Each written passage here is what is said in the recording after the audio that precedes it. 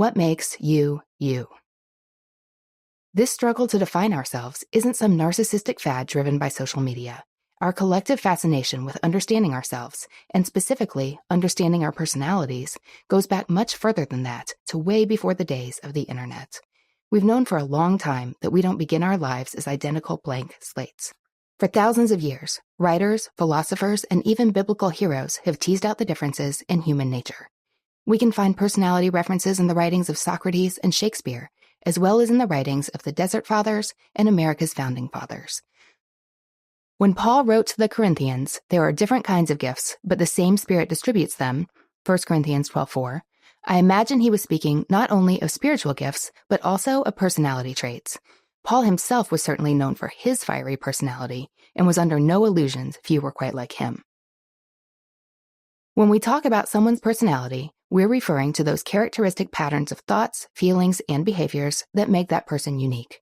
We're all inclined to think, feel, and act in particular ways. Our personalities capture what we're likely to find relaxing, or exciting, or pleasurable, or tough. This core set of qualities is a huge part of what makes you, you. Current research indicates that personality traits are hardwired. They're largely hereditary and remain relatively constant throughout our lives.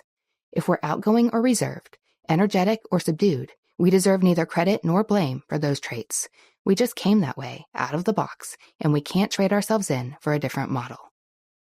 While personality is a key part of who you are, it's just one of many things that make you, you. Many important traits don't fall under the personality umbrella. Kindness, generosity, honesty, patience, these are all examples of character traits that interact with but are distinct from personality.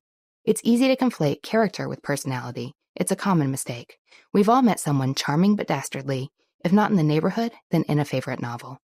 And we all act out of character sometimes.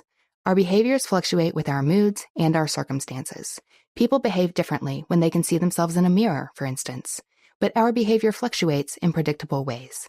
Everyone does certain things at certain times, such as wanting to be alone. But some people want to be alone a heck of a lot more than others. Compared to our personality traits, character traits are more malleable. Our personalities can only be managed, or tamed, some might say. Our characters can be shaped, although this isn't easy and happens slowly with effort. Much of what we call character arises out of our core beliefs, and it's surprisingly difficult to change our beliefs. In addition to our character traits, we all have unique skills, abilities, and passions. We have personal experiences, histories, and hang-ups that shape us.